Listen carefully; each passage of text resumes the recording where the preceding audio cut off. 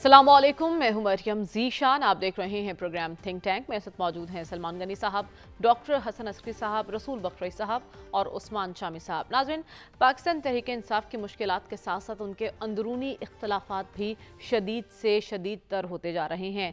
हर गुजरते दिन के साथ अंदरूनी लड़ाइयाँ अब सामने आ रही हैं। पार्लिमानी पार्टी का इजलास हुआ जिसमें शेख वकास अकरम और जुनेद अकबर आमने सामने आ गए। दोनों की जानिब से एक दूसरे पर इल्ज़ामात की बौछार की गई। इस मामले को बानी पीटीआई के सामने ले जाने की बात की गई है। फैसला ये हुआ है कि इस मामले को अडियाला तक पहुंचाया जाएगा, लेकिन अलमिया ये है कि फैसला ये हुआ कि अडियाला तक पैगाम भी वो शख्स पहुंचाएगा जो कि मुतनाज़ ना हो।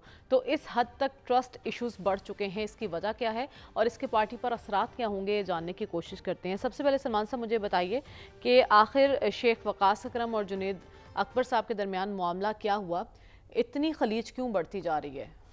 पहले तो आप अगर मुझे ये बता दें, ये जो आपने कहा कि वो शख्स पैगाम पहुंचाएगा जो मुतनाज़े नहीं होगा, मुझे आप उसका नाम बता दें। देखें, मुश्किल हालात के अंदर और ख़ास तौर पे अपोजिशन में ये जो इख्तलाफी अमल होता है ये एक कुदरती अमल होता है, और ऐसी कैफियत के अंदर जो बामी मुशावरत का अमल है वो किसी हद तक इख्तलाफात में के ख़ात्मे में मावन बनता है। और आप इस बात की तो तईद करेंगी, मैं आपको शुरू से एक बात बताता रहा हूँ कि उस पार्टी की स्ट्रेंथ जो है इमरान खान है। और अब मैं आज दूसरी बात करने लगा हूँ कि वहाँ पर या इमरान खान की स्ट्रेंथ है या सोशल मीडिया की स्ट्रेंथ है, कि सोशल मीडिया भी उनकी पार्टी के अंदर डिफरेंसेस में एक बुनियादी किरदार अदा कर रहा है।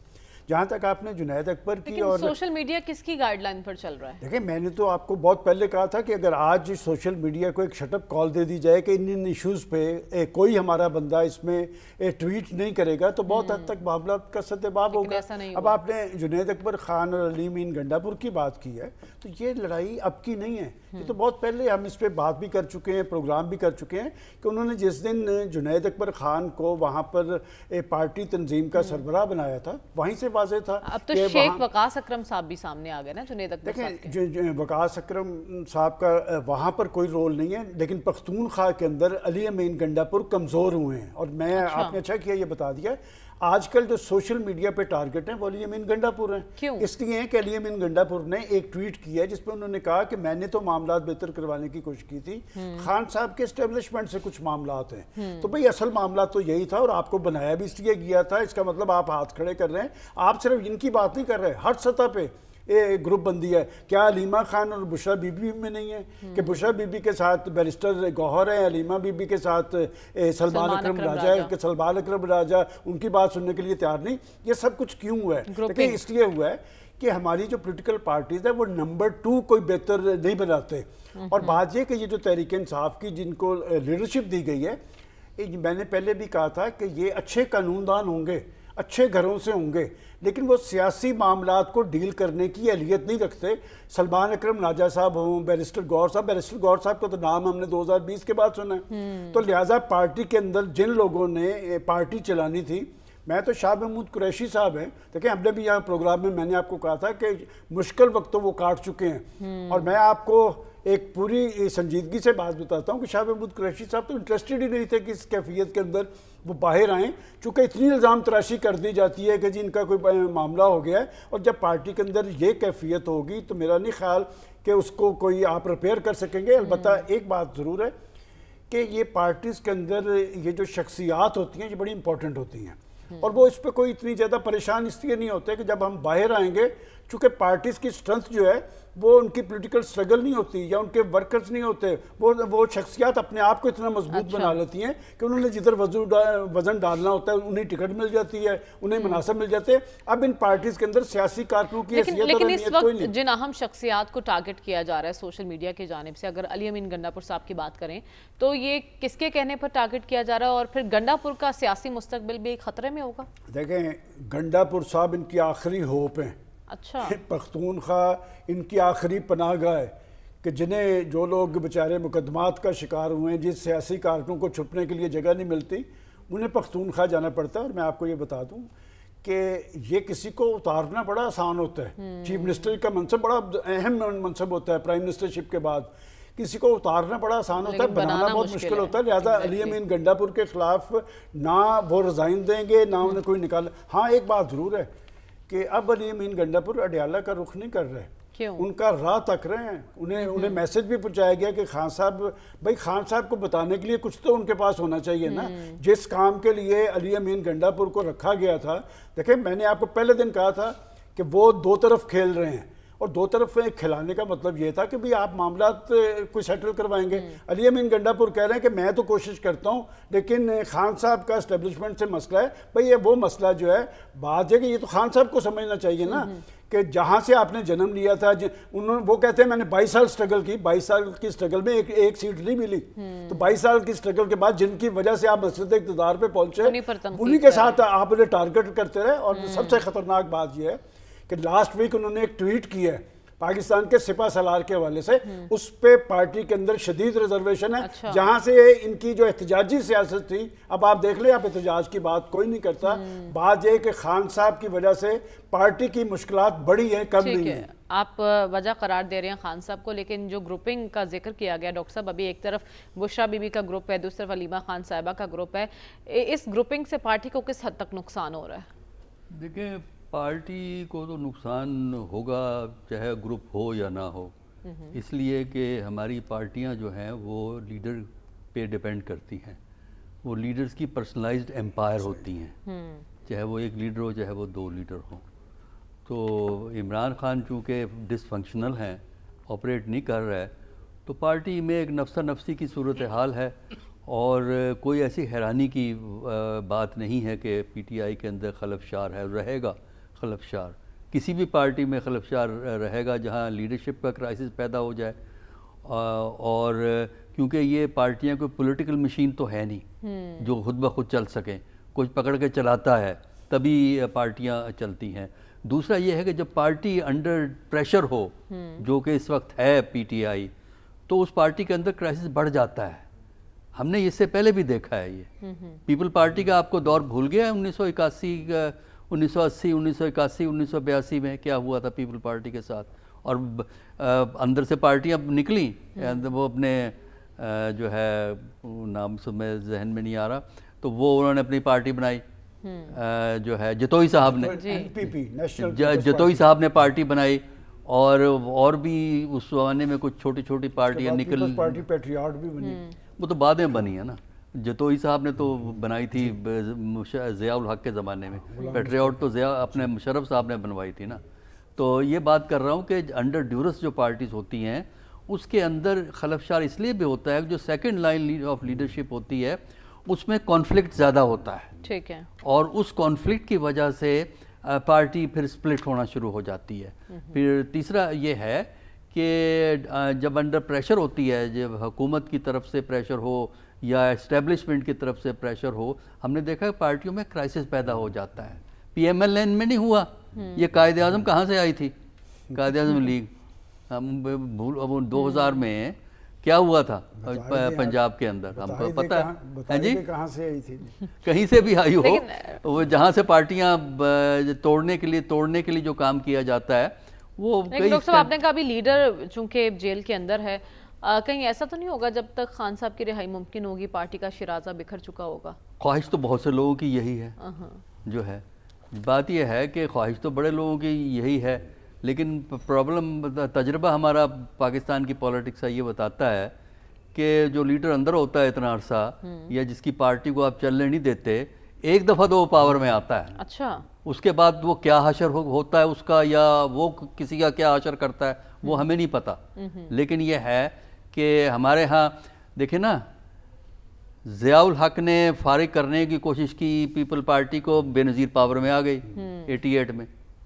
اچھا, پھر اس کے علاوہ مشرف نے پی ایم ایل این کو فارغ کرنے کی کوشش کی, پی ایم ایل این بھی ایک دفعہ آ گئی. تو جو ہماری ٹریڈیشن ہے وہ تو کچھ اور ہے. تو صرف یہ ہے کہ اب کاسٹ اس کی زیادہ ہو گئی ہے, کنفنٹریشن زیادہ ہے, اور اسٹیبلشمنٹ زیادہ انوالو ہو گئی ہے اس سارے معاملے کے اندر. تو اس کی وجہ سے اب ہمیں نہیں پتا کہ پاکستان کی پولیٹکس کا کیا حشر ہوگا. لیکن یہ ہے کہ پارٹی جو ہے وہ لیڈر پہ ڈیپینڈ کرتی ہے. لہٰذا اگر آپ لیڈر کو ایلیمینیٹ کر دیں تو لہذا بات ہے، ادروائز لیڈر جب بھی باہر آئے گا وہ باقی لوگوں کے لیے مصیبت بنے گا. ٹھیک ہے، جب بھی آئے گا تو مصیبت بنے گا. لیکن -1 کی آپ نے بات کی کہ -1 پاکستانی سیاست میں ممکن ہو سکتا ہے. رسول بخش رئیس صاحب اور پی ٹی آئی کے اندر اس وقت جو اختلافات شدت اختیار کرتے جا رہے ہیں، ایسے میں وہ ایک اپوزیشن کا کردار ادا کر سکیں گے؟ تاریخ اٹھا کے دیکھ لیں کہ جو پارٹیاں ٹوٹیں اور کسی ایک گروہ کو پیٹرنائز کر کے علیحدہ سے ایک گروہ بنایا گیا اور کوشش کی گئی کہ جن کے پاس میں پارٹی کی قیادت ہے ان کو مینیج کر دیا جو ان کا کیا اشر ہوا. پیپلز پارٹی کے اندر کوئی 3-4 گروہ بنے تھے، وہ سارے مار کھا گئے، کوئی ان کو پوچھتا تک نہیں. وہ بالکل تاریخ میں بالکل صفحہ ہستی سے مٹ گئے، صرف پیپلز پارٹی رہ گئی. مسلم لیگ نون کے اندر کئی جماعتیں بنیں کہ اگر ہم پوری تاریخ اٹھا کے دیکھ لیں، قائد اعظم محمد علی جناح کی مسلم لیگ کے بعد کتنا مسلم لیگیں بنیں، ان کی بھی اپنی تاریخ ہے. اس وقت تو صرف مسلم لیگ نون ہی میدان میں رہ گئی ہے، کیو بھی ہے، ضیاء بھی ہے، کئی اور بھی ہیں، تو وہ ساری موجود ہیں. لیکن وہ اس کا ہم نے ان کا بھی حشر دیکھ لیا. اب کوشش تو یہی ہو رہی ہے کہ تحریک انصاف بھی رہے اور عمران خان بھی نہ ہوں. اب یہ کیسے ممکن ہے؟ اگر امکانات کی دنیا تو ہے سیاست میں، کوششیں ہوں گی. اچھا، یہ کوشش کیا پارٹی کے اندر سے بھی ہو رہی ہے؟ کیونکہ ایسی خبریں بھی سننے میں آتی ہیں کہ پارٹی کے ہی بہت سے لوگ ہیں جو نہیں چاہتے کہ خان صاحب باہر آئیں اور ان کی جو باہر چاندی ہے وہ ہوتی رہے. دیکھیں، یہ تو ہم نہیں کہہ سکتے کہ ان کا کیا مفاد ہے کہ خان صاحب اندر رہیں تو ان کو کیا فائدہ ملتا ہے، کہ اگر وہ باہر آ جائیں تو ان کا کیا نقصان ہے. کہ اگر عمران خان جب باہر آ گئے تو ایک ہوگا کہ وہ اپنی پارٹی کو پہچان نہیں سکیں گے، بالکل مکمل طور پر تبدیل ہو چکی ہے. دوسری یہ ہے کہ جب وہ آ کے کوئی یہاں پہ فیصلہ کریں گے کہ کس نے کیا کرنا ہے تو ظاہر ہے کہ ساری قیادت جو ہے وہ بھی تبدیل ہو جائے گی. اچھا، تو دیکھنا تو یہ ہے کہ وہ جب واپس آتے ہیں تو پھر کیا ہوتا ہے. لیکن اس وقت تو ایسا لگتا ہے کہ پارٹی کے اندر فیکشنز ہیں، گروہ بندی ہے، اور ہوتا یہ رہا ہے کہ پاکستان کی تاریخ میں کہ ہمیشہ ہر پارٹی میں ایک گروہ موجود ہوتا ہے جو ہیٹ کو برداشت نہیں کر سکتا. گرمی جو ہے، حدت جو ہے نا سیاست کی، وہ برداشت نہیں کر سکتا. لیکن اس وقت کون سا گروپ ڈومینیٹ کر رہا ہے پاکستان تحریک انصاف کے اندر؟ ایک طرف بشرا بی بی کا ہے، ایک طرف علیمہ خان گروپ ہے، تو کون سا گروپ غالب دکھائی دے رہا ہے آپ کو؟ سیاست رہی نہیں، مفادات کی سیاست ہے، ذاتی اور گروہی، سب سے زیادہ ذاتی مفادات کی سیاست ہے. تو اس لیے لوگ بیٹھے ہوئے ہیں تیار کہ اگر ان کو کہیں سے بہتر کوئی اپرچونیٹیز ملتی ہیں تو وہ چھوڑ دیں گے. اگر ان کو کہا جائے گا کہ آپ تحریک انصاف کے اندر رہیں اور اندر سے بیٹھ کے کام کرتے رہیں تو وہ بھی کرنے کے لیے تیار ہیں. جو ابھی گلگت بلتستان میں ہوا ہے اس سے تو میرے خیال میں آنکھیں کھل جانی چاہیے کہ کیا ہو رہا ہے. اور اسی طرح سے پنجاب کے اندر بھی ہے. آپ نے دیکھا نہیں تھا جب 2018 کے بعد انتخابات میں جب ووٹ آف نو کانفیڈنس کی تحریک عمران خان کے خلاف چلی تو ایک بہت بڑا گروہ پارٹی سے نکل کے باہر آ گیا تھا. لیکن بعد میں کیا ہوا اس گروہ کا کہ وہ بھی مٹ گیا. تو یہ کوششیں ہیں پارٹی کو توڑنے کی، لیکن جب تک کہ عوام کی حمایت، اور یہ معلوم ہوگا جب عمران خان باہر آئیں گے، کہ اس وقت تو لگتا یہی ہے کہ ہوا ان کے حق میں ہے، لیکن اگر وہ ہوا کنکریٹ ووٹنگ پیٹرن میں ہو کے اور ایسے انتخابات مستقبل میں ہوتے ہیں تو ظاہر ہے اس کے نتائج مختلف ہوں گے. ٹھیک ہے، تو آپ کو لگ رہا ہے کہ نتائج مختلف ہوں گے. لیکن ایک سوال جو میں کرنا چاہ رہی تھی رسول بخش رئیس صاحب سے، لیکن شاید آواز نہیں پہنچ پائی. آپ سے یہی سوال عثمان شامی صاحب، اس وقت پارٹی میں کون سا گروپ ڈومیننٹ کر رہا ہے اور گلگت بلتستان میں جو کچھ ہوا اس کی وجہ کیا ہے؟ پہلے تو میں آپ کو یہ بتاتا ہوں کہ ایک سوشل میڈیا پہ بھی ایک کورام برپا ہے اور وہ کیا چل رہا ہے. یہ معاملہ اب دیکھیں، جو پی ٹی آئی ہے نا، ان کے بہت سارے لوگوں کا جو ہے یہ مسئلہ بن چکا ہوا ہے کہ اگر کسی کو ریلیف ملتا ہے تو اس کو شک کی نگاہ سے دیکھتے ہیں. اور یہ خاص طور پہ وہ لوگ جو ملک سے باہر بیٹھے ہوئے ہیں. ابھی تازہ جنگ جو پی ٹی آئی کے اندر شروع ہوئی ہے وہ ایک ٹویٹ سے شروع ہوئی ہے. وہ مریم وٹو صاحبہ جو ہیں، جو بشرا بی بی کی بہن ہیں، علیمہ خان کے بارے میں جو انہوں نے جب علیمہ خان صاحبہ کے پہلے بچوں کی گرفتاری اور رہائی اور پھر جب ان کو انڈا پڑا جس دن تو انہوں نے ٹویٹ کیا کہ اچھا ڈرامہ لگا ہوا ہے اور آپ لوگ سارے بیوقوف بنتے جا رہے ہیں, آپ ڈاٹس کو کنیکٹ کریں آپ کو سمجھ آ جائے گا کیا ہو رہا ہے. اچھا اس کے اندر شرارت پھر محسن نقوی صاحب نے یہ کی کہ انہوں نے جلتی پہ تیل ڈال دیا, انہوں نے اس کو ری ٹویٹ کر کے لکھا کہ بشرا بی بی کی بہن کہہ رہی ہیں سب ڈرامہ ہے, علیمہ بی بی نے خود کو انڈا پڑوایا. ایک یہ, دوسرا ایک مشال یوسف زئی نے ٹویٹ کیا. مشال یوسف زئی صاحبہ وہی ہیں جن کو ترجمان تھی جو بشرا بی بی کی ترجمان تھیں اور پھر سینٹ ٹکٹ کے اوپر پی ٹی آئی میں بڑا ہنگامہ تھا. انہوں نے کہا کہ علیمہ خان صاحبہ کو جو ہے وہ دونوں بیٹوں کی رہائی جو ہے وہ مبارک ہو, اور پھر انہوں نے اب کہہ سکتے ہیں کہ طنزیہ انداز میں یہ کہا کہ ان کے بیٹوں کی میرٹ پہ جلد ضمانت ہو گئی, کوئی رکاوٹ نہیں آئی, کوئی جج چھٹی پہ نہیں گیا. تو پھر انہوں نے کہا کہ اللہ کرے کہ وہ اپنے بھائی کو بھی اسی طرح آزاد کروا لیں. اس کے اوپر صنم جاوید صاحبہ نے بھی آ کے لکھا کہ اللہ کرے سب بے گناہ اسی طرح ہی پہنچ جائیں اپنے گھروں کو. اب آپ دیکھیں یہاں پہ ہوا یہ کہ ان کے اس کمنٹ کے بعد پی ٹی آئی کا جو ایک سیکشن ہے وہ انہوں نے ان کے اوپر تنقید شروع کر دی کہ علیمہ خان صاحبہ پہ, صنم جاوید صاحبہ پہ اور مشال یوسف زئی صاحبہ پہ. اچھا, اور ان کا کہنا یہ تھا کہ وہ جو ہمدردی رکھتے ہیں سوشل میڈیا کے لوگ علیمہ خان صاحبہ کے ساتھ, کہ یہ ان کو ٹارگٹ کیا جا رہا ہے علیمہ خان صاحبہ کو, اور یہ تاثر دینے کی کوشش کر رہے ہیں جو لوگ علی امین گنڈا پور صاحب کے پاس ہیں کہ علیمہ خان صاحبہ کوئی ڈیل کر بیٹھی ہیں اسٹیبلشمنٹ سے, اور یہ ایک فکس میچ کھیلا جا رہا ہے اور ان کا سیاسی قد بڑھایا جا رہا ہے.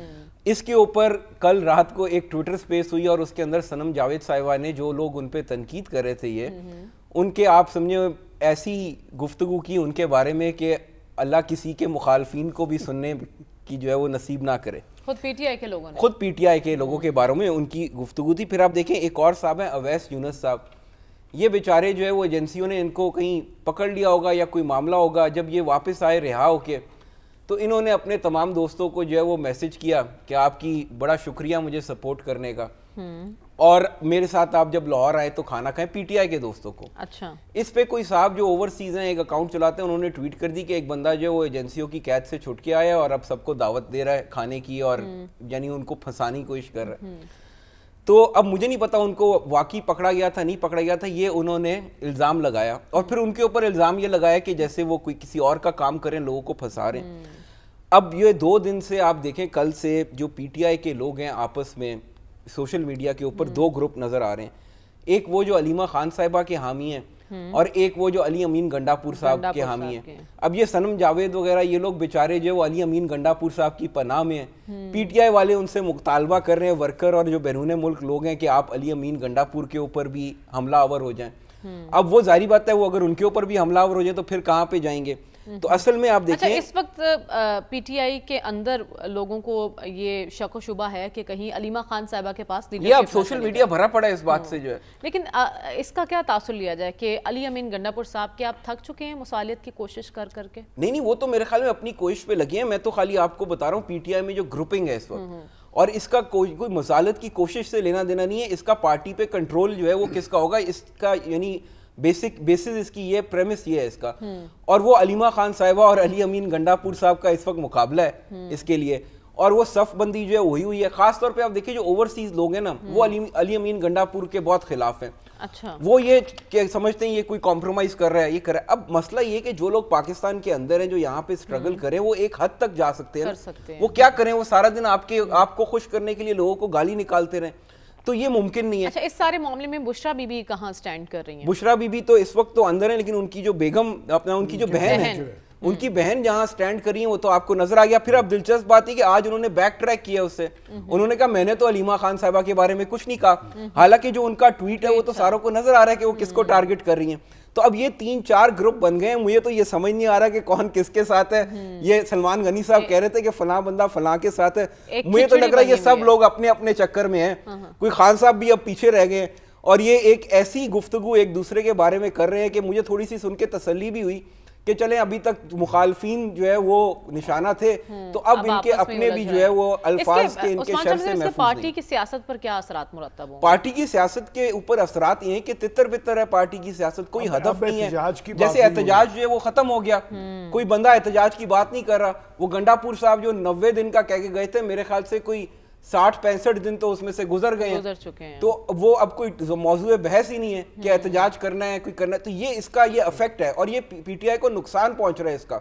और मेरा तो ख्याल ये कि हुकूमत जो है उसने अगर किसी को डिस्क्रेडिट करना हो या उसकी इज्जत अफजाई करवानी हो पीटीआई के हामियों से, तो उसको थोड़ा सा रिलीफ दे देना चाहिए। जिस तरह सलमान गनी साहब कह रहे थे कि शाह महमूद कुरैशी साहब वो बिल्कुल शर्मा रहे होंगे, हिचकिचा रहे होंगे बाहर आने से कि अगर मैं बाहर आऊंगा तो मेरी भी यही दुर्गत बनेगी जो बाकी लोगों के साथ। इस वक्त जो अंदर है वो सेफ समझ रहा है खुद को। जी सलमान साहब, कहना चाह रहा हूँ कि मुझे याद पड़ता है ये जो मशरकी खवातीन होती है ना, इनकी अपने खानदानों के साथ वाबस्तगी होती है कि जब नवाज शरीफ साहब जेल में थे तो मैंने अपने प्रोग्राम में कहा था कि कलसूम नवाज को आप अंडर एस्टिमेट ना करें, वो एक मशरकी खातून है, वो ताकत है नवाज शरीफ साहब की और वही उनके लिए रिलीफ का बात बनेगी। आज मैं कह रहा हूँ कि ये अलीमा खान को आप अंडर एस्टिमेट ना करें। अच्छा, कि इमरान खान साहब की रिलीफ या रहाई के अंदर अगर कभी कोई बात हुई तो वो अलीमा खान, तो बुशरा बीबी के बारे में क्या ख्याल है? वो अलीमा खान से होगी बस। और जो आपस की चपकलिश है बुशरा बीबी और अलीमा खान साहब, देखो वो तो रहेगी। देखें ये जो उस्मान शामी साहब ने जो बात की है, मेरे ख्याल इससे ज़्यादा कोई रिसर्च नहीं हो सकती सोशल मीडिया पे जो उन्होंने आपको बता दिया।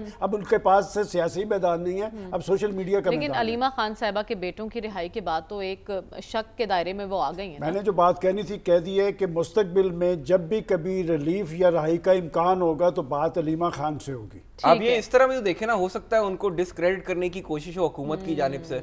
ठीक है, कुछ भी हो सकता है। ये अब आप ये तो सारी क्यास सराही है ना, किसी के आप नियत के ऊपर या करैक्टर के ऊपर कैसे शक कर सकते हैं? आप ये कैसे शक कर सकते हैं कोई अच्छे रवाबत ताकत होते हैं, कमजोरी नहीं। ठीक है, तो इस वक्त कौन किसकी नजरों में खटक रहा है और कौन किस मिशन पर है, कुछ भी कहना कबल वक्त होगा, क्योंकि इतनी खिचड़ी पक चुकी है पाकिस्तान तहरीक इंसाफ के अंदर के वहाँ मौजूद हर शख्स एक दूसरे को शक की निगाह से देख रहा है। हमें आगे बढ़ना और बात करनी है सदर ट्रंप और मोदी की। इनके दरमियान जो कुछ हुआ पिछले दिनों, उसके बाद हमें यकीन हो ठहरा कि अब मामलात शायद एहसन अंदाज में आगे ना बढ़ सकें, लेकिन जो अब बयान दिया ट्रंप साहब ने उससे एक बार फिर सब शक में मुब्तला हो गए हैं। इसी पर बात करेंगे इस ब्रेक के बाद। Stay with us.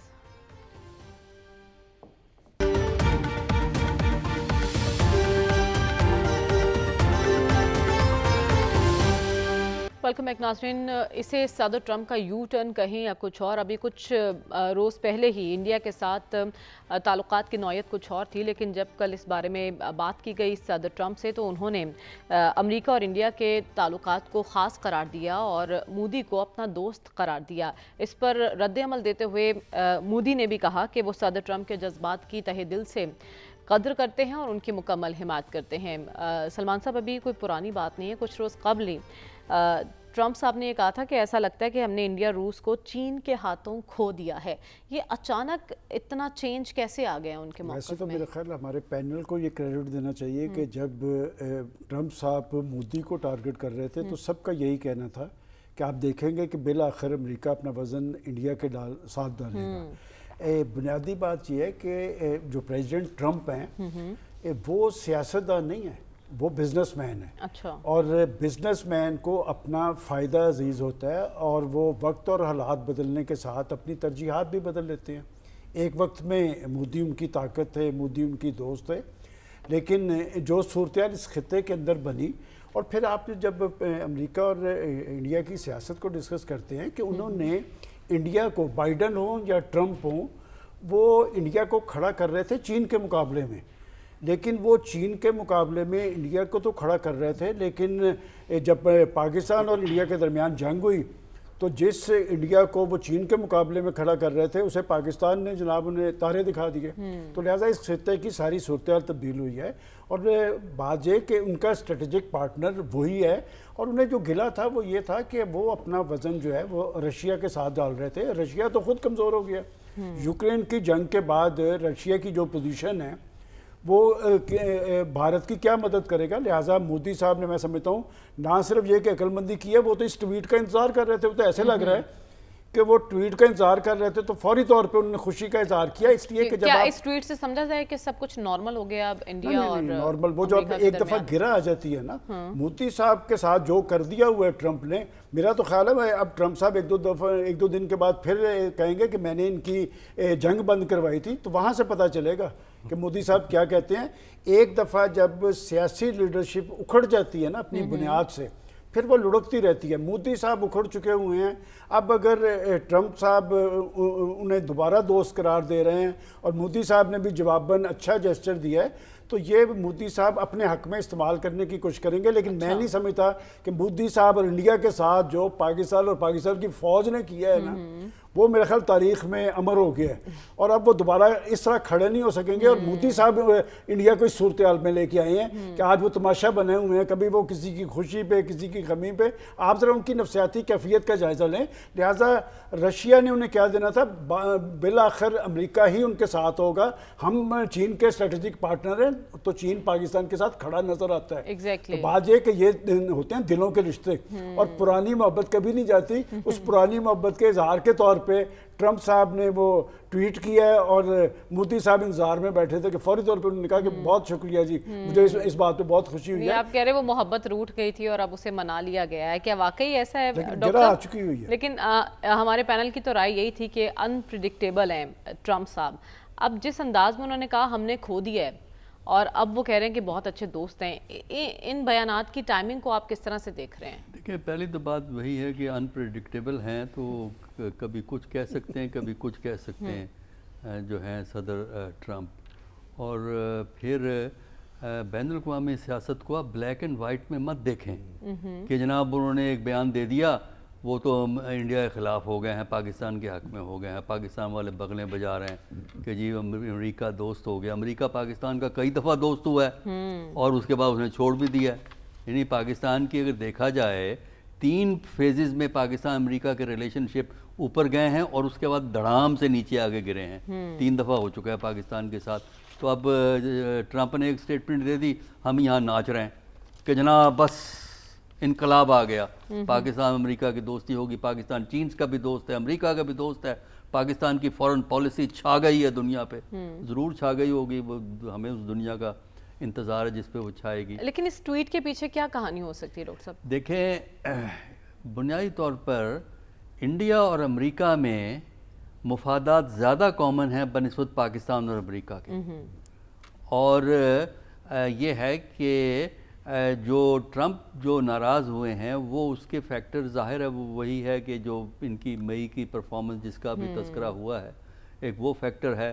دوسرا یہ ہے کہ انڈیا میں ایک ایروگنس ہے انڈیا کے اندر, اور وہ یہ بات ماننے کو تیار ہی نہیں ہوتے کہ ان کی نسبت ان کے معاملات میں کوئی اور آدمی بھی دخل, کوئی اور لیڈر یا کوئی اور ملک بھی دخل دے سکتا ہے. لہذا جب ٹرمپ نے سیز فائر کے لیے ایفرٹ کی, انڈیا اس کو ایڈمٹ کرنے کو تیار نہیں کی. انڈیا سمجھتا ہے کہ ہماری ہیٹی ہوتی ہے. انا کا مسئلہ, انڈیا کی انا کا مسئلہ ہے کہ وہ اپنے آپ کو بہت بڑی گلوبل پاور کے طور پہ پروجیکٹ کرنا چاہتے ہیں, اور مودی کی یہ ٹرمپ کی سٹیٹمنٹ کی وجہ سے ان کو وہ سیٹ بیک ہوا ہے. لیکن فی الحال امریکہ کا فوکس جو ہے وہ اقتصادیات کی طرف ہے. تو اقتصادیات کی طرف ہے, دوسرا کرٹیکل منرلز کی طرف ہے. تو اس کی وجہ سے پاکستان کی تھوڑی سی اہمیت وقتی طور پہ بڑھ جاتی ہے. ہمیں نہیں پتا ہمارے پاس کرٹیکل منرل ہیں کہ نہیں ہیں. کہانیاں ہی سنی ہوئی نا, کب سے سن رہے ہیں, بچپن سے سن رہے ہیں میں تو کہانیاں کہ اب بلوچستان میں یہ ہے, بلوچستان میں وہ ہے, لیکن وہ نکلتا کبھی نہیں دیکھا ہم نے آج تک. تو اگر یہ بات کس حد تک ثابت ہوگی, یہ کس حد تک ڈیوریبل ہوگی.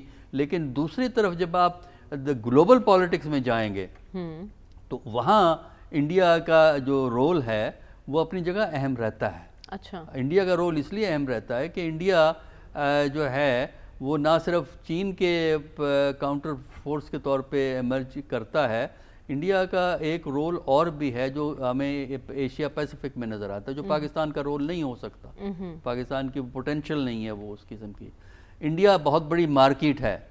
الٹیمیٹلی اگر اکنامکس کی بات کرتے ہیں, انڈیا بہت بڑی مارکیٹ ہے. وہ ٹھیک ہے کہ انہوں نے اس کو پابندیاں لگا کے باہر کی چیزوں کو وہ اپنے ہاں گھسنے نہیں دیتے, لیکن یہ ہے کہ وہ پھر انڈیا جو ہے اس میں اگر اکوموڈیٹنگ ہو جاتا ہے تو پھر میرا خیال ہے کہ انڈیا کی اہمیت اپنی جگہ قائم رہے گی. تو انڈیا کی اہمیت اپنی جگہ ہے اور امریکہ کے لیے انڈیا اہم رہے گا. جو پاکستان کی اہمیت ہے وہ کسی اور وجہ سے ہے, اور پاکستان نے اگر اہمیت کو کیش کرنا ہے تو پاکستان اپنے گھر کو درست کرے, ٹھیک ہے, اپنی پالیٹکس کو درست کرے, اپنی اکانومی کو درست کرے.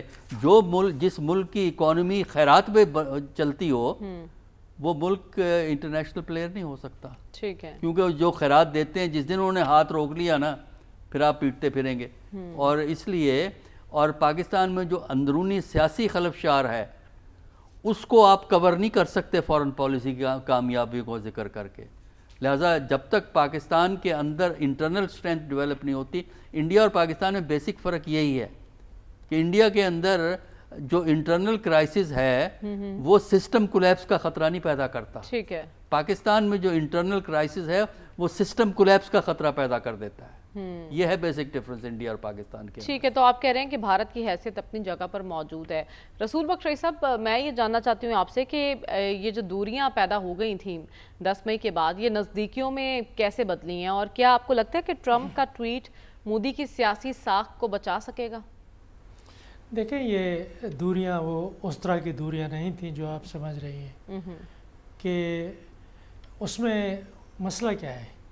مسئلہ یہ ہے کہ ہندوستان کے ساتھ امریکہ چاہتا ہے کہ تجارت کا جو توازن ہے وہ اتنا زیادہ ہندوستان کے حق میں ہے جو وہ چاہتے ہیں کہ وہ ختم ہونا چاہیے, کہ زیادہ برآمدات امریکہ کی ہندوستان میں جائیں اور ہندوستان کی برآمدات کم آئیں امریکہ کے اندر. یا اگر وہ اپنی برآمدات کو اسی مقدار میں رکھنا چاہتے ہیں, کوئی 70-80 بلین ڈالر کی ہیں امریکہ کی مارکیٹ میں, اس کے مقابلے میں امریکہ کی برآمدات زیادہ سے زیادہ کوئی 25-30 بلین ڈالرز کی ہے, تو وہ جو 30-40 بلین ڈالر کا فرق ہے وہ اس کو ختم کرنا چاہتے ہیں. وہ صرف ان کا مسئلہ ہندوستان کے ساتھ نہیں ہے, ان کا برازیل کے ساتھ ہے, ان کا یورپین یونین کے ساتھ ہے, ان کا چین کے ساتھ ہے, ان کا UK کے ساتھ تھا. تو کچھ ممالک کے ساتھ انہوں نے وہ طے کر لیا ہے. وہ کہتے ہیں بیٹھے ہیں میز کے اوپر, ہم اس کو نیگوشیٹ کرتے ہیں. ابھی تک وہ نیگوسیشنز بھارت کے اور امریکہ کے درمیان میں شروع نہیں ہوئے, لیکن وہ لازمی طور پر ہوں گے کہ امریکہ کی جو مارکیٹ اتنا بڑی ہے, 70-80 بلین ڈالر کی ایکسپورٹس ہیں, اور جو بزنس کلاس ہے اس کے اوپر اتنا پریشر ہے مودی صاحب کے اوپر کہ وہ تو گھٹنوں کے پل چل کے وہاں جائیں گے, نیگوشیٹ کریں گے, ایک ٹیرف ایگریمنٹ دونوں کے درمیان میں ہو جائے گا. اور اس کے ساتھ ساتھ ان کی جو اسٹریٹجک تھنکنگ ہے اس میں کوئی بہت دوریاں نہیں آئیں. وہ جو ایشیا پیسفک کے حوالے سے اور چین کے حوالے سے وہ وہیں اپنی جگہ کے اوپر موجود ہے. تو یہ سمجھنا کہ ٹویٹ سے یہ فارن پالیسی چلتی ہے, یہ بیانات دیے جاتے ہیں, ان کا مقصد صرف کوئی ایک پریشر کریٹ کرنا ہوتا ہے, اس کے علاوہ کچھ اور نہیں ہوتے. بیانات کے کو دیکھ کے, اور اب آج کل ٹویٹر سے ہوتے ہیں, ان کو دیکھ کے آپ خارجہ پالیسی کا تجزیہ نہیں کر سکتے. اب آپ دیکھتے ہیں کہ تجارت کا والیوم کیا ہے, کتنا لوگ ہندوستان کے امریکہ کے اندر کام کرتے ہیں, امریکہ کے کتنا ہندوستان کے اندر سرمایہ کاری ہے, کتنا بھارتی کمپنیاں امریکہ کے اندر سرمایہ کاری کر رہے ہیں. آج کل یہ دور ہے, اور اس میں ہم دیکھتے ہیں کہ ہندوستان امریکہ کا ایک اہم پارٹنر ہے. ان کے درمیان میں ایسی دوری مجھے نہ کبھی نظر آئی ہے نہ اب نظر آتی ہے. معاملات ہیں چین کے ساتھ, ہندوستان کے ساتھ, سب کے ساتھ حل ہو جائیں گے. اگر نہیں ہوں گے تو وہ امریکہ اسی طرح کا پریشر جاری رکھے گا. ٹھیک ہے, تو کیا لگتا ہے عثمان شامی صاحب آپ کو کہ دوریاں تھیں ہی نہیں, اور ابھی جس پریشر کی بات کی ہے رسول بخش رئی صاحب نے, کیا ٹرمپ کا بھارت پر دباؤ کوئی بات منوانے کے لیے تھا؟ کیونکہ ابھی وہاں وزیر تجارت جو ہیں امریکی, وہ یہ بھی کہہ رہے ہیں کہ وہ تو ابھی مذاکرات کی میز پہ بھی آئیں گے اور صدر ٹرمپ سے معافی بھی مانگے گا بھارت. اچھا, پہلے میں تھوڑی سی اس کی وضاحت کر دوں. پہلی بات تو یہ کہ صدر ٹرمپ نے ٹویٹ نہیں کیا, انہوں نے ٹویٹ یہ کیا تھا 2 دن پہلے کہ ہم نے لوز کر دیا ہے, انڈیا کو کھو دیا ہے چین اور روس کے ہاتھوں. تو آپ دیکھیں ANI ایک نیوز ایجنسی ہے بھارت کی, اور یہ بڑا کلوز سمجھی جاتی ہے آج کل مودی حکومت کے. وہاں پہ اکثر یہ جھگڑا پڑا رہتا ہے کہ فلاں چیز کا ایکسیس ANI کو کیوں دے دیا گیا, باقی میڈیا کو نہیں دیا گیا. یہ اس کے ایک رپورٹر نے وائٹ ہاؤس کی پریس کانفرنس میں ٹرمپ سے سوال کیا کہ آپ کا جو ہے یہ آپ نے بھارت کے بارے میں جو ٹویٹ کیا ہے تو اس کا کیا مطلب ہے, اور کیا ریسیٹ کرنے جا رہے ہیں ریلیشن شپ. اچھا, اب آپ دلچسپ بات دیکھیں, اس کے جواب میں ٹرمپ صاحب نے کہا کہ نہیں وہ مودی میرا بڑا اچھا دوست ہے, بہت اچھا وزیر اعظم ہے یہ, لیکن ایک جملہ انہوں نے اور بھی بولا, انہوں نے کہا لیکن ابھی جو وہ کر رہا ہے مجھے وہ پسند نہیں آ رہا, روس سے تیل خرید رہے ہیں. اچھا اب مودی صاحب نے یہ خبر جو ہے ANI کی ٹویٹ کی جس میں سے یعنی جو ڈسکرپشن لگائی ہے تو یہ آخری جملہ ٹرمپ کا حذف کر دیا گیا, وہ انہوں نے ری ٹویٹ کیا کر کے اور اپنا جو ہے وہ یعنی ایک بڑے اتاولے ہو رہے تھے, یعنی وہ یہ تاثر دینا چاہ رہے تھے کہ بھئی ہمارا جو ہے نا سب کچھ معاملہ ٹھیک ہے یہ وہ, لیکن آپ دیکھیں یہ معاملہ ٹھیک نہیں ہے. میں پہلے دن سے یہ بات کہہ رہا ہوں کہ ٹرمپ اور مودی کا ساتھ چلنا جو ہے بڑا مشکل ہے, کیونکہ دونوں نے اپنے اپنے ملکوں میں ایک اسٹرانگ مین کا پرسیپشن دیا ہوا ہے کہ بھئی یہ کسی کے سامنے نہیں جھکتے, یہ کسی کی نہیں سنتے. تو جب تک مودی صاحب جو ہے وہ کسی نہ کسی صورت میں تھوڑا سا جھک کر نہیں دکھائیں گے تو صدر ٹرمپ کے ساتھ ان کا آگے چلنا ممکن نہیں ہے. ایک بات یہ. دوسرا اب آپ دیکھیں جو انڈیا کے ساتھ کئی معاملات پہ ڈفرینس آف اوپینین پیدا ہو گیا, جو H1B ویزا ہے وہاں پہ ورک ویزا, اس کا سب سے بڑا بینیفیشری انڈیا ہے. اب جو ٹرمپ کے جو حامی لوگ ہیں ان کے اندر یہ بحث بڑے زور و شور سے کہ اس کے اوپر کوئی پابندیاں لگائی جائیں. تیسرا رائٹرز کی ایک سٹوری ہے ابھی کل کی, انہوں نے کہا کہ IT جو انڈسٹری ہے اس کے اوپر ٹیرف لگانے کی گفتگو ہو رہی ہے کہ سافٹ ویئر سروسز جو پرووائڈ کی جاتی ہیں.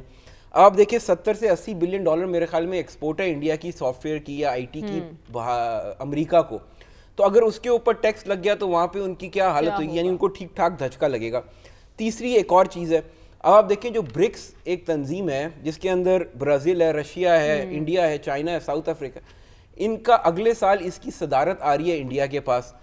اچھا اب جو برکس ہے اس کے جو ایجنڈا ہے اس میں ایک چیز بڑی ٹاپ کے اوپر یہ ہے کہ لوکل کرنسی میں ٹریڈ ہوئے گی, اور ٹرمپ صاحب وہ اپنی کرنسی بنانا چاہتے تھے, ان کو بار بار ٹرمپ صاحب دھمکیاں دیتے خبردار اپنی کرنسی بنانے کی کوشش نہ کرنا, کیونکہ وہ ڈائریکٹلی ڈالر کے لیے چیلنج ہوگا اگر کوئی ایسا کام ہوتا ہے. تیسرا یہ کہ یہ ایک بلاک چین بھی بنا رہے ہیں جو کرپٹو بیسڈ جو ہے وہ آپس میں ٹریڈ کرنے کے لیے, جس میں ٹرانزیکشن اس کے تھرو ہوئیں گی. اور چوتھا ان کا فوکس ہے کہ لوکل کرنسی استعمال کی جائے اگر ایک کرنسی نئی بھی لائی جاتی. تو یہ ساری چیزیں امریکہ کے مفادات کے خلاف ہیں. بھارت کے لیے بڑا مشکل ہوگا کہ وہ امریکہ کو بیلنس کرے, اور اگلا 1-1.5 سال جو ہے وہ انڈیا کا بہت مشکل گزرے گا. دوسری بات یہ کہ ان کے لیے یہ آپشن ہو سکتا تھا کہ اگر شاید کوئی اور لیڈر ہوتا بھارت میں, وہ شاید ٹرمپ صاحب کی منت سماجت کر کے کچھ ٹائم وہ گزار لیتے. جو مودی صاحب ہیں وہ یہ بھی افورڈ نہیں کرتے کہ وہ ٹرمپ صاحب کے سامنے کوئی ایسا تاثر دیں کہ میں جھک گیا ہوں یا کوئی ایسی بات. لیکن جو ٹویٹ کی ہے مودی صاحب نے اس سے تو یہی لگ رہا ہے کہ وہ تو آپ دیکھیں نا مودی صاحب نے ٹویٹ یہ کیا ہے کہ جیسے ٹرمپ صاحب یہ کہہ رہے ہیں کہ میرا بڑا اچھا دوست ہے تو بچھڑے یار مل گئے تو میں بھی گلے لگا لوں, لیکن ایسی بات نہیں ہے. ٹرمپ صاحب نے آخری جملہ بولا ہے کہ بھئی جو کر رہے ہو مجھے پسند نہیں آ رہا, تو اس کو اگنور کر کے آگے نہیں بڑھا جا سکتا, میں یہ بات کہہ رہا ہوں. اور مودی صاحب کے لیے بڑا مشکل ہوگا کہ وہ ٹرمپ صاحب کے سامنے کوئی ایسا تاثر دیں کہ دنیا کو کہ میں جیسے جھک گیا ہوں یا میں نے کوئی کمپرومائز کر لیا, کیونکہ ان کی پاپولیرٹی بڑی ڈیمیج ہوئے گی اپنے گھر میں. مودی صاحب بھی انڈیا کے ٹرمپ ہیں. ہاں یہی بات ہے, اور وہ دونوں یہ افورڈ نہیں کرتے کہ ہم اپنے ووٹرز کو کوئی ایسا تاثر دیں کہ ہم نے کوئی کمپرومائز کر لیا یا کسی دوسرے کے سامنے جھک گئے. ٹھیک ہے, تو آپ یہ کہہ رہے ہیں کہ مودی بھی لچک دکھانے کو تیار نہیں, اور اس کا یقیناً آنے والے دنوں میں نقصان ہوگا بھارت کو. ہمیں پروگرام میں آگے بڑھنا اور بات کرنی ہے غزہ کی صورتحال کی. اس بریک کے بعد اسٹے ود اس.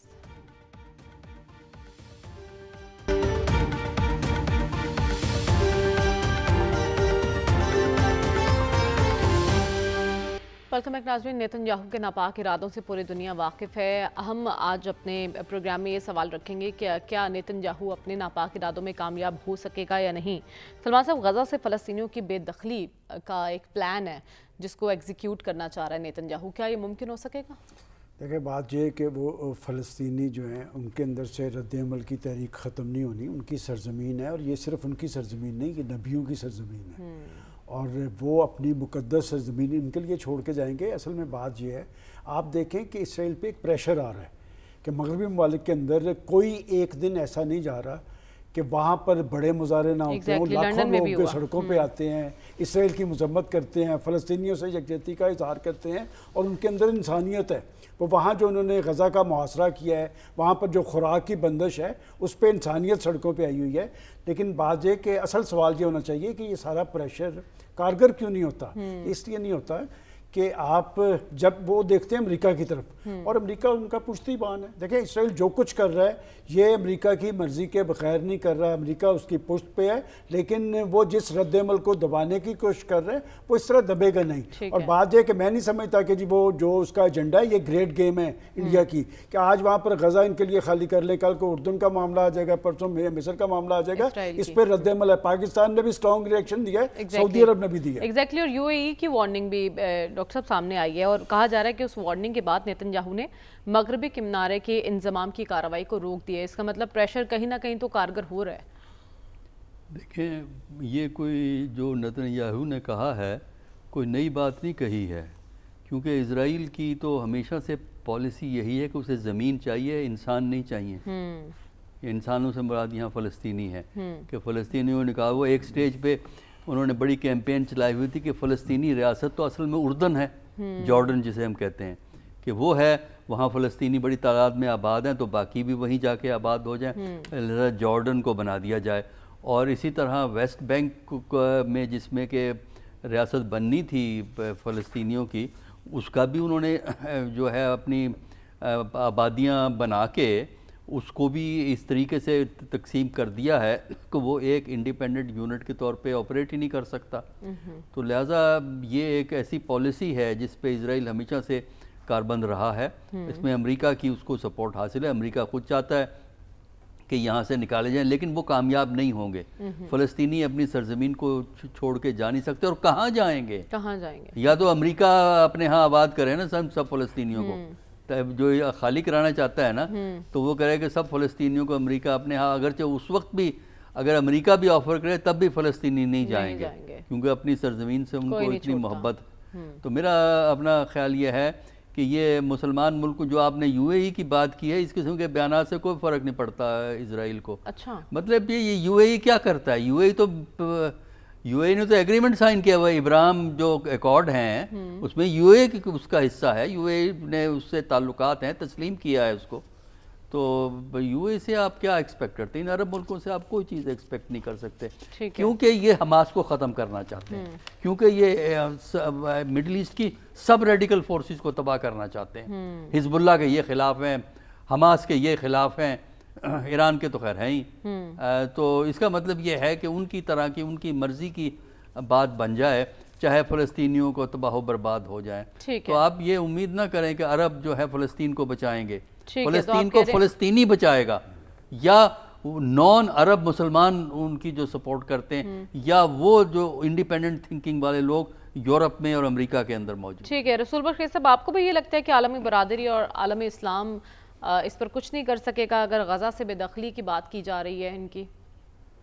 دیکھیں 1948 میں بے دخلیاں ہوئیں. یہ آج جن علاقوں پہ اسرائیل آباد ہے یہاں پہ کوئی یہودی نہیں تھے تو جروسلم میں تھے، کچھ اور علاقوں میں تھے.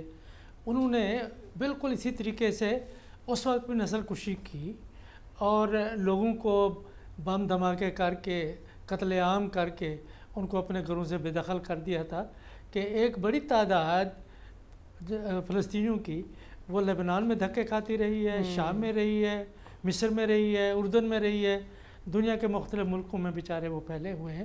آپ بھی وہی کچھ کرنا چاہتے ہیں کہ اگر آپ یہ توقع رکھتے ہیں کہ جارڈن یا سعودی عرب یا یو اے ای یا مصر کچھ آگے بڑھ کے کچھ کریں گے. ابھی تک تو ہم نے جینوسائیڈ ہوتے ہوئے دیکھی ہے، لوگ، بچے، بوڑھے سب بھوکے مر رہے ہیں. ساری دنیا کہہ رہی ہے کتنا جرنلسٹ وہاں پہ مارے گئے ہیں، کتنا وہ لوگ جو وہ وہاں پہ خوراک لینے کے لیے جاتے ہیں، امداد لینے کے لیے جاتے ہیں، زندہ بچ کے نہیں آتے. ایسی قیامت جیسی صورتحال ہم نے دنیا کے کسی خطے میں نہیں دیکھی. اگر دیکھ رہے ہیں تو فلسطین میں دیکھ رہے ہیں. لیکن یہاں پہ میں آپ کو سب سے بڑا مسئلہ بتاتا ہوں جس کے بارے میں ہم بات نہیں کرتے کہ کیا فلسطینی متحد ہیں آپس میں. یہ بھی ہمیں دیکھنا ہوگا کہ یہ مسئلہ ہی اس وقت سے شروع ہوا ہے جب حماس نے علیحدہ اپنی حکومت قائم کر لی اور فلسطینی اتھارٹی مغربی کنارے میں رہ گئی. اور حماس اگر علیحدہ سے اپنی 1.5 کی مسجد نہ بناتے تو آج فلسطینیوں کو یہ دن نہ دیکھنا آتا.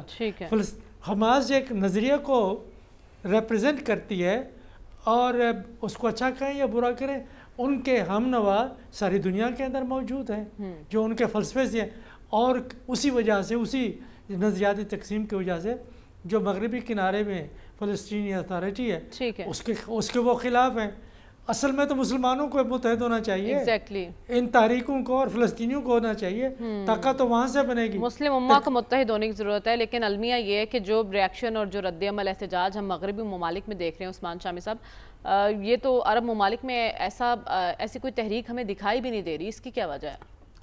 اصل میں آپ دیکھیں بنیادی طور پہ تو جو مغربی ممالک ہیں انہوں نے سب سے بڑے انیبلرز بھی وہی ہیں اس سارے جو ظلم ہو رہا ہے۔ دوسری بات میں آپ کی توجہ ایک اور طرف کراتا ہوں، پہلے بھی میں نے ایک دو دفعہ کہا کہ یہ جو عالمی نظام ہے جو ورلڈ وار 2 کے بعد وجود میں آیا تھا، اور وہ یہ جو فلسطین میں کام ہوا ہے یہ روکنے کے لیے وہ آیا تھا، اور الٹا ہوا یہ کہ یونائٹڈ نیشن اور سب یہ انہوں نے اس کو انیبل کیا ہے اسرائیل کو۔ اب آپ دیکھیں جو چین میں پریڈ ہوئی ہے تو اس کے اوپر میں پڑھ رہا تھا، یورپی یونین کی جو فورن پالیسی کی چیف ہیں انہوں نے اس کے اوپر تبصرہ کیا چین میں جو 3 ستمبر کو پریڈ ہوئی کہ یہ ایک آمرانہ اتحاد کی نمائندہ لوگ ہیں جو تینوں رشیا، چائنا اور انہوں نے کہا کہ یہ قواعد پر جو بیسڈ بین الاقوامی آرڈر ہے اس کو چیلنج کریں، یعنی رول بیسڈ انٹرنیشنل آرڈر کو، اور یہ کہ ایک نیا گلوبل آرڈر وجود میں آ رہا ہے اور ہمیں بیٹھ کر اس پہ اثر انداز ہونا چاہیے۔ گلوبل آرڈر ایک وجود میں آ رہا ہے اثر انداز ہونے کے لیے، وقت ختم ہو جاتا ہے بہت معذرت کے ساتھ، ہمیں اس وقت کلوزنگ کا کہا جا رہا ہے، اجازت دیجیے، اللہ حافظ۔